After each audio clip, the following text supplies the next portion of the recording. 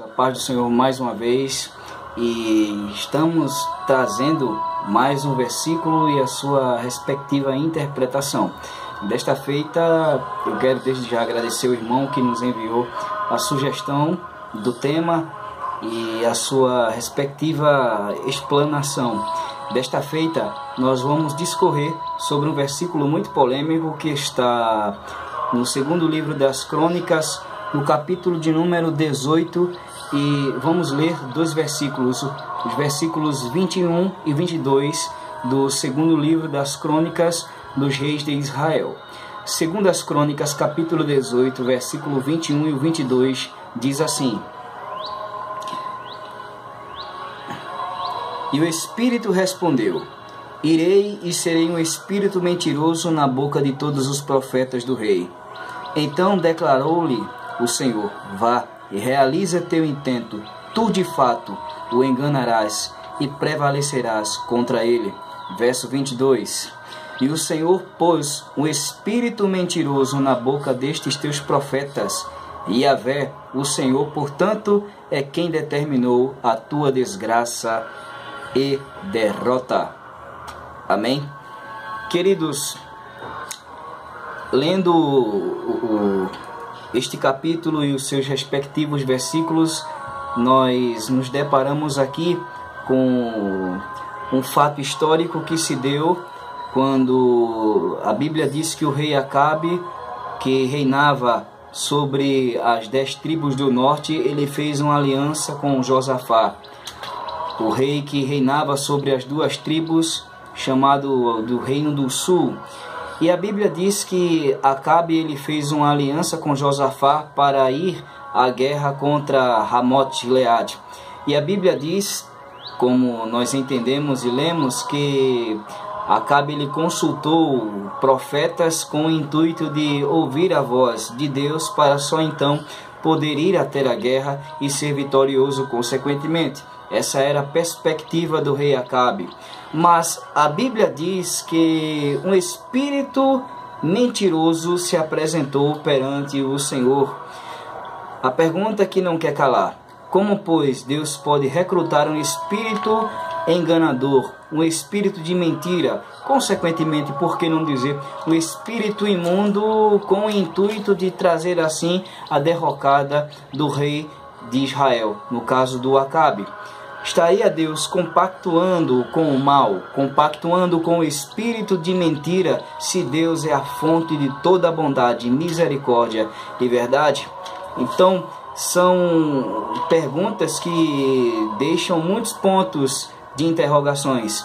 Estaria, porventura, a Bíblia se contradizendo? Se Deus é verdade, como ele poderia compactuar ou recrutar um espírito de mentira para que esse espírito pudesse atuar na boca dos profetas e impulsionar o rei de Israel a ir à guerra e, consequentemente, ser ferido de forma mortal, para que pudesse se cumprir a profecia a qual Deus profetizara através de Micaías contra a destruição de Acabe e, consequentemente, a sua casa?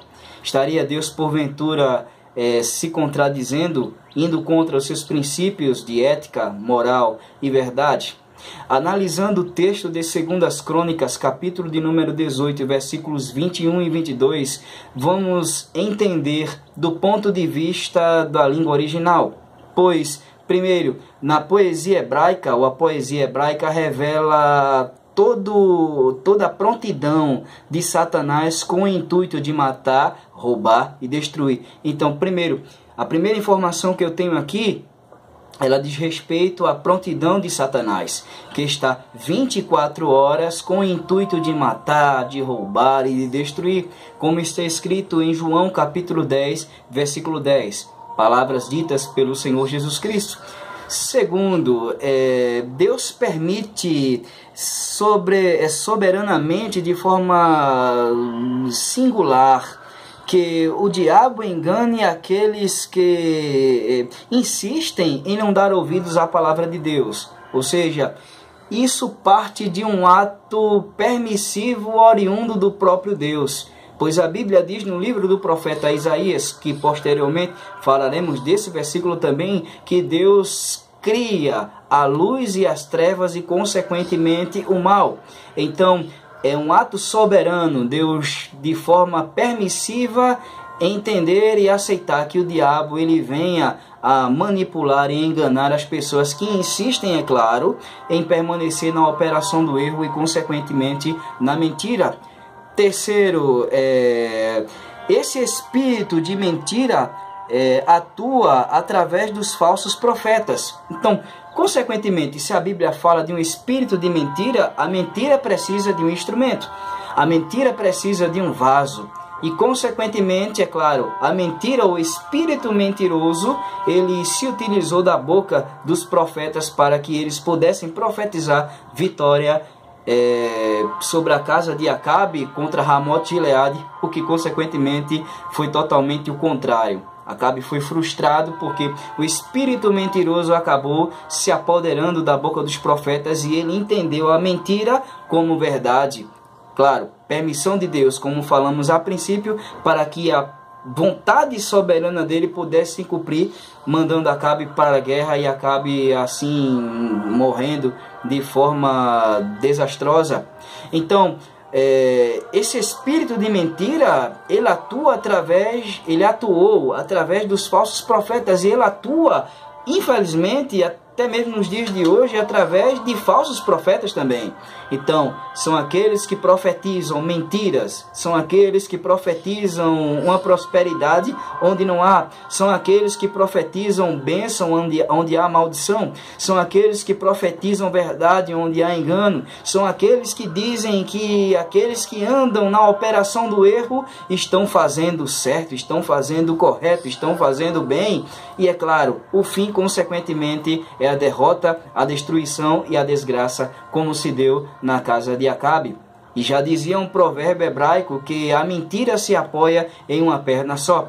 Então, esse espírito de mentira que adveio sobre os profetas no episódio desastroso da derrota do Acabe, numa aliança desastrosa com o Josafá contra Ramote Gileade, atua inclusive nos dias de hoje, através de falsos profetas, principalmente aqueles que seguem a tão sonhada teologia da prosperidade. Isso a nível de catedrais, como a congregações pequenas. Ninguém está livre e, inclusive, muitas pessoas acham que tudo aquilo que se apresenta em nome de Deus, falando de Deus, consequentemente está em essência ligado à pessoa de Deus. Mas muitas vezes, em muitos casos, não passam de espírito de mentira, e muitos caem na frustração e dizem: mas Deus não falou, Deus não prometeu, então por que ele falou daquela forma e não cumpriu? Porque tudo deu errado, porque nada está dando certo. Muitas vezes acontece desse espírito de mentira usar a boca daquele profeta e, consequentemente, causar uma grande destruição, uma grande lacuna na vida daquela pessoa. É claro que isso depende muito também de como a pessoa vive perante Deus, moralmente falando, eticamente, principalmente espiritualmente. Então, Micaías, em quarto lugar, ele foi para a prisão por causa da verdade. Micaías foi preso não porque profetizou mentira, mas porque profetizou verdade. Parece até um paradoxo. E os profetas que profetizaram mentiras foram louvados e honrados, e, é claro, pelo Acabe, porque se adequaram, o que eles falaram se adequava de acordo com a perspectiva do rei Acabe. Então, Micaías foi para a prisão porque falou a verdade. E o Acabe foi para a sepultura simplesmente porque acreditou na mentira. E em quinto e último, Deus não compactua com o mal, mas ele permite o mal. Então, para a elucidação desse versículo do capítulo 18 de 2 Crônicas, que o espírito de mentira, de engano, se apresenta perante Deus e Deus permite que ele vá. Não que o espírito ele compactuasse com Deus ou Deus com o espírito de engano e de mentira. Simplesmente Deus permitiu que o mal se abatesse sobre aqueles que praticavam a maldade, no caso do rei Acabe. Então, queridos, é uma questão de interpretação. Então, o texto que afirma que o espírito de mentira se apresentou perante Deus e dialogou com Deus e chegou em um consenso e Deus o libera para que ele vá e atue no meio dos profetas, entendendo a explicação no contexto da hermenêutica, nós entendemos que não que Deus compactue com o mal, mas ele permite o mal para que dessa forma as pessoas que andam no engano, no erro e praticando o mal, elas, através do sofrimento, da dor, da perseguição, da tribulação, elas possam cair em si e converter-se ao verdadeiro Deus, que não compactua com a mentira, mas que é verdade em essência.